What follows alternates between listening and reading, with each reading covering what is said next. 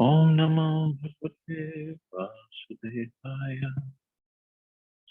Narayanam Namaskritya Haram Chaiva Narottam Devim Saraswatim Vyasam Tato Jayamudire Nashtaprayeshu Bhadreshu Nityam Bhagavata Sevaya Bhagavati Uttam Shloke Bhaktir Bhavati Naistaki.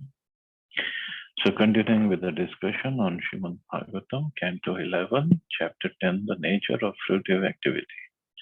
Text 14 onwards. Athesham karma kartrinam bhoktrinam sukh-dukhayo nanvatvam at nityatvam lok kala gamatmanam manyase sarva bhavanam sanstha hi utpatti ki yatha tattad akriti bhedena jayate bhyadate chadhi evam api anga sarvesham dehinam dehi yogata kala vaivatah santi bhava janma dayo sakrit.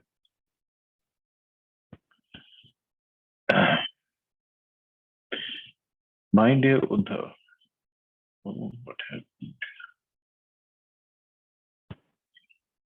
My dear Uddhav, I will thus explain to you perfect knowledge. There are philosophers, however, who challenge my conclusion. So even Krishna says there are philosophers who challenge his conclusion. They state that the natural position of the living entity is to engage in fruitive activities. And they see him as an enjoyer of the happiness and unhappiness that accrue from his own work. According to this materialistic philosophy, the world, time, the revealed scriptures, and the self are all variegated and eternal, existing as a perpetual flow of transformations. Knowledge, moreover, cannot be one or eternal because it arises from the different and changing forms of objects. Thus, knowledge itself is always subject to change. This is their philosophy. Even if you accept such a philosophy, my dear Uddhav, there will still be perpetual birth, death, old age, and disease, since all living entities must accept a material body subject to the influence of time. In this verse, according to Srila Vishwanath Chakravarti Thakur, Lord Krishna speaks the following to Uddhav. My dear Uddhav, I have clearly established the actual goal of life in the instructions I have just imparted to you.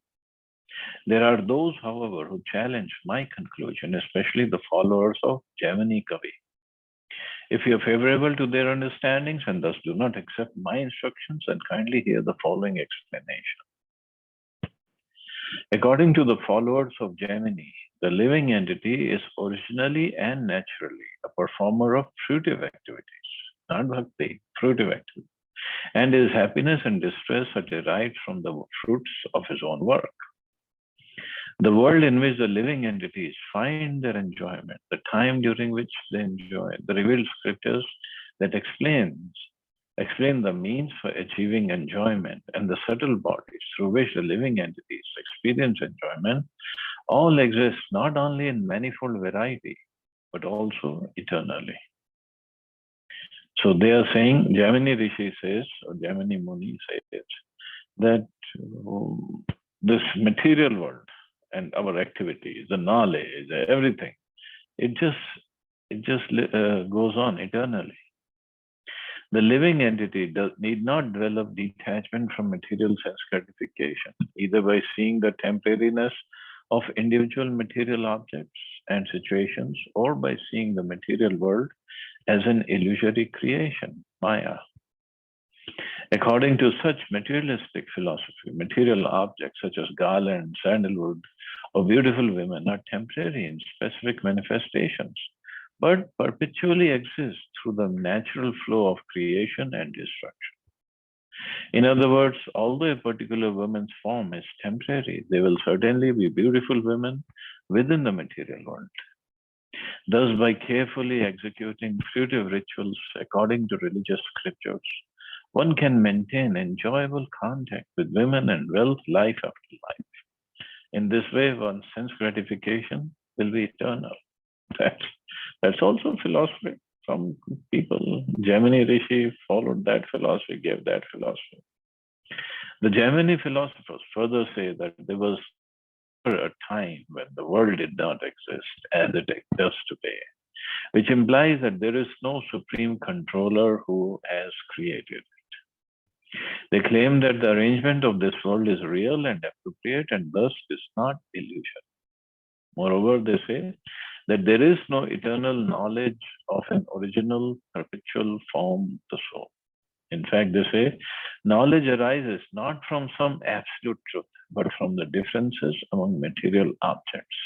So, this is basically the philosophy that modern day scientists follow. They don't believe in the spiritual world or anything beyond this material creation. That's all it is. And it just changes form and we just keep going. Knowledge, therefore, is not eternal and is subject to change. The assumption hidden in this statement is that there is no spirit soul who possesses eternal, constant knowledge of a single, unchanging reality. Rather, the nature of consciousness or knowledge is that it undergoes constant transformation. They state, however, that eternality is not refuted by the perpetually transforming nature of consciousness. Consciousness perpetually exists, they say, but not in the same form. So it keeps on changing, everything keeps on changing, so there is no such thing as absolute knowledge. Knowledge keeps on changing. That's all they did. They say, and this is what they follow. We may further elaborate that if one falsely accepts the atheistic philosophy of Gemini and his innumerable modern followers, then the living entity perpetually remains entangled in the anguish of birth, death, old age, and disease. This bogus atheistic philosophy encourages material gratification as the only logical goal of life. But the living entity will inevitably commit mistakes in the execution of regulated sense gratification and eventually go to hell. The Supreme Personality of Godhead, Lord Krishna, personally tells us that this materialistic philosophy is false and irrelevant to the actual self-interest of the living entity. But these scientists or even Gemini Rishi in his philosophy, they cannot explain the presence of the soul then. They say there is no soul, but the soul is there. When we die, we say that he has gone. But who's gone? The dead body is there. All the organs and everything else is there in the body. So who's gone? So this basic concept of soul, even the modern scientists, they don't believe in it because they say we cannot see the soul. Well, you see the consciousness, the symptoms of soul. If they believe in soul, then they have to believe in next life and next life and next life, and then they have to believe in God and karma philosophy, so many things. But if soul is not there, then nothing matters, according to them, but not according to the laws of nature or Krishna's laws. Yamaraji is still waiting for them. That's okay. Tatrapi karmanam kartur aswatantrayam cha lakshate hoptushcha dukha sukhayo konvartho vivasham bhaje. Although the performer of fruitive activities desires perpetual happiness, it is clearly observed that materialistic workers are often unhappy and only occasionally satisfied, thus proving that they are not independent or in control of their destiny. When a person is always under the superior control of another, how can he expect any valuable results from his own fruitive actions? Although materialistic persons reject Krishna consciousness and instead pursue temporary sense gratification, even that sense gratification is often beyond their reach. If a person could really control his destiny, why would he create problems for himself? Obviously, then nobody would create problems for himself. What kind of problems? Well, old age, disease, death. No intelligent person would impose death, old age, or disease upon himself or his loved ones. One should recognize that these unwanted miseries are forced upon one by a higher power. Since we are all obviously under superior control, the atheistic philosophy advising one to simply perform fruitive activities and create a happy life is most imperfect. And not just old age or disease or death, so many miseries we go through. Other people give us problems, natural problems, which are Adidevic Klesh. How do we explain that then? Due to the influence of time, happiness and misery are created. When a woman becomes pregnant, her husband, relatives, and friends eagerly await the birth of the child. As time passes and the child is born, everyone feels great happiness. But as the child grows into old age and eventually dies, that same passage of time is a cause of suffering. Ignorant persons vainly seek help from scientists who work feverishly and fruitlessly in their laboratories to stop death. In modern times, inventions have been created to eliminate the inconveniences of life, but the maintenance and production of such conveniences has proven to be unbearably inconvenient for hundreds of millions of people throughout the world. So some people have some better conveniences, but for them to have it, and the majority of people, they are still suffering out there. Only the most foolish person will propose that there is no superior controller and that one can achieve favorable results by expert performance of material activities. Ultimately, all material activities are useless because they end in annihilation. If one is driving a car but has only limited control, the situation is most dangerous and must lead inevitably to disaster.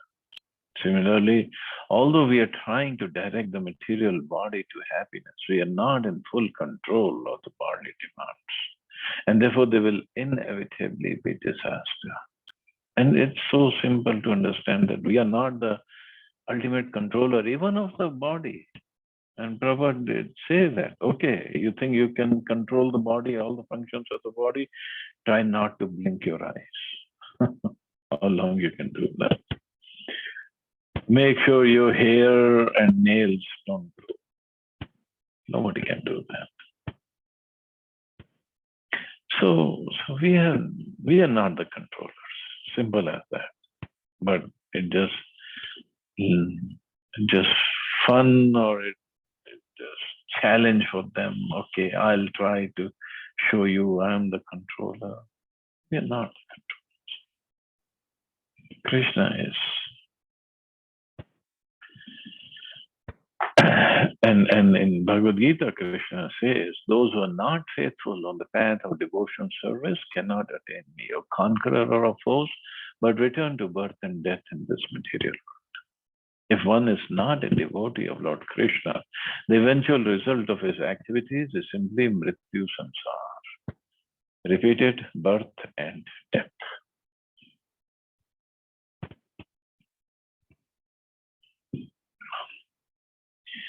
न देहिनां सुखम किंचित विद्यते विदुषाम अपि तथा च दुःखम मूढ़ानां वृताहंकरणम param. It is observed within the material world that sometimes even an intelligent person is not happy. Similarly, sometimes even a great fool is happy. The concept of becoming happy through expertly performing material activities is simply a useless exhibition of false egotism. So material activities will not make us happy. It may be argued that an intelligent person can expertly perform pious activities within the material world and thus never experience suffering, since unhappiness is caused by sinful or impious activities. However, we often observe great suffering even among pious, intelligent persons because they sometimes fail in the execution of their duty and sometimes consciously or unconsciously perform a forbidden activity. With this argument, the Lord refutes the theory that simply on the strength of material piety, one may remain perpetually happy without Krishna consciousness. And also, a problem with material piety is one starts to think he is beyond the laws of nature. Ravan performed plenty of material piety, plenty of charity, not charity, tapasya. But then this is the asuric tendency. They think they are above God. On the other hand, we observe that even the most foolish or sinful person sometimes experience happiness because even those completely dedicated to sin sometimes accidentally perform pious activities by inadvertently traveling through a holy place or helping a saintly person. The material creation of God is so complex and bewildering that even those dedicated to piety sometimes commit sins.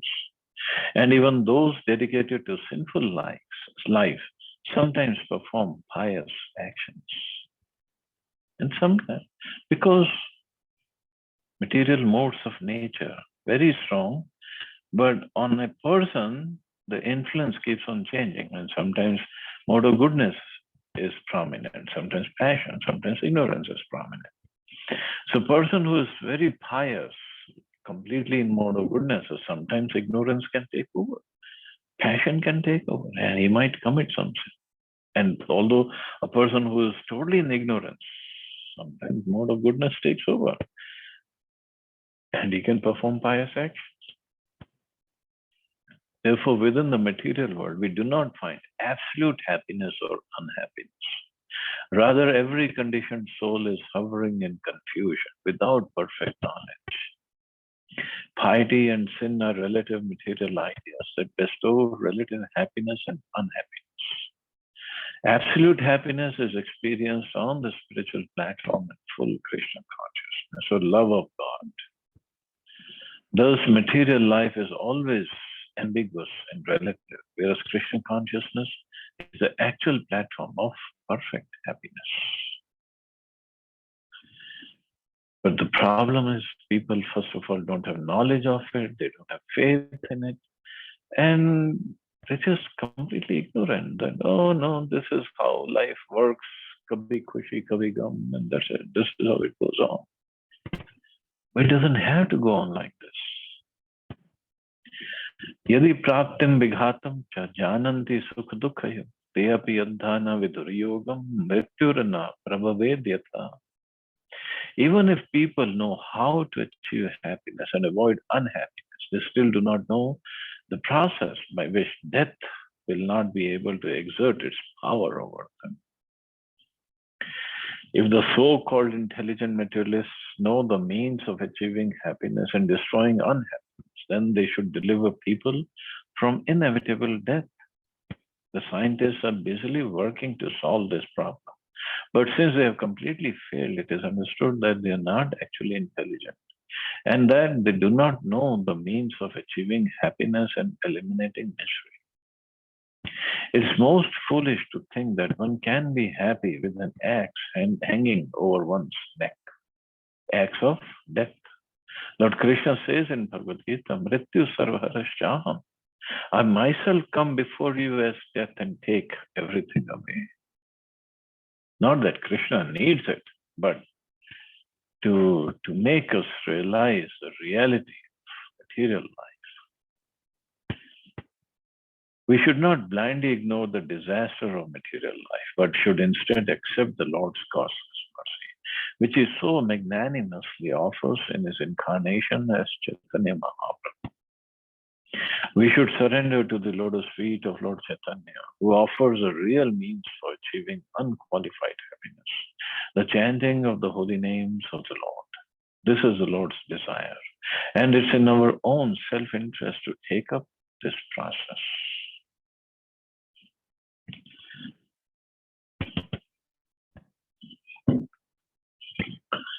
And it's such an easy process, very simple, but very sublime, very powerful. And people still don't want to take it up because they have no faith in it. Konvartha sukhyatenam Kamova mrityurantike aghatam niyamanasya badhyasyeva na tushtita. Death is not at all pleasing, and since everyone is exactly like a condemned man, being led to the place of execution, what possible happiness can people derive from material objects or the gratification they provide? It is customary throughout the world that a condemned man is offered a sumptuous last meal. For the condemned man, condemned means condemned to death, even he is going to die very soon. However, such a feast is a chilling reminder of his imminent death, and therefore he cannot enjoy it. And people do ask for nonsense things when they ask for last fish. Okay, what do you want? What's the last meal you want to have? As if you're really going to enjoy. Similarly, no sane human being can be satisfied in material life because death is standing near and may strike at any moment. If one is sitting in one's living room with a deadly snake at one side, knowing that at any moment the poisonous fangs might pierce the flesh, how can one sit peacefully and watch television or read a book? Similarly, unless one is more or less crazy, one cannot be enthusiastic or even peaceful in material life. And this is what the situation is. Everybody is crazy. Knowledge of the inevitability of death should encourage one to become determined in spiritual life. And Krishna showed it through not too long ago, coronavirus. How everybody was running around, afraid of death, afraid that there is no oxygen, no vaccination, and so many deaths happened. But now what? Everybody forgot. Not just now, 2-3 months later, everybody forgot. There was such a huge line to go to Manali and for people to go for vacation. It was a clear-cut reminder from Krishna. What are you trying to do? You're still trying to enjoy this material life? Give it up. Take up spiritual life. But no. Again, Krishna will send some reminders sooner or later, whenever he wants to. But those who learn the lesson, they will. But those who don't want to learn, what can be done? Shrutam cha drishtavad dushtam spardha suyatavya avyaya bhavantaraya kamatvat krishi vachapi nishvalam. That material happiness of which we hear, such as promotion to the heavenly planets or celestial enjoyment, is just like that material happiness we have already experienced. Both are polluted by jealousy, envy, decay, and death. Therefore, just as an attempt to raise crops becomes fruitless if there are many problems like crop disease, insect plague, or drought, similarly, the attempt to attain material happiness, either on earth or on the heavenly planets, is always fruitless because of innumerable obstacles. Srila Bhaktisiddhanta Saraswati Thakur comments as follows on this verse. Ordinarily, if there is no specific impediment, agricultural endeavors will yield their fruits. If, however, there is a defect in the seed, or if the soil is too salty or barren, or if there is a drought, plague, excessive rain or heat out of season, or if there are disturbances caused by animals, birds, or insects, then agricultural activities will not yield the desired harvest. Similarly, those who are expert in analyzing the material world see that the heavenly situations offered in the Vedas are not basically different from life on the earth. By the interaction of conditioned souls, there will inevitably be jealousy as one becomes distinguished as superior and another as inferior. And this jealousy is everywhere. If it is on earth, it definitely will be on heavenly planets. And in heavenly planets, and there is more opulence, more comfort, much better life, there'll definitely be more jealousy and more enviousness. If not among the people of heavenly planets, definitely the asuras are always attacking the heavenly planets. So where is the question of peace and happiness? By the power of time, these positions are reversed, and therefore violence and intrigue disturb life even on the heavenly planets. In fact, the attempt to promote oneself to the heavenly planets is itself full of problems and disturbances. One should therefore understand that the kingdom of God, Vaikuntha, is transcendental to the limitations and disturbances imposed by the laws of material nature in this world. If one wrongly concludes that such imperfections are also present in the kingdom of God, then one will be polluted by material contamination. Kingdom of God, that's why it's called Vaikuntha, means without kuntha, vigat kuntha, no miseries. That's where we need to go for permanent, unlimited happiness. Okay, so I'll stop here. See anybody has any questions or comments?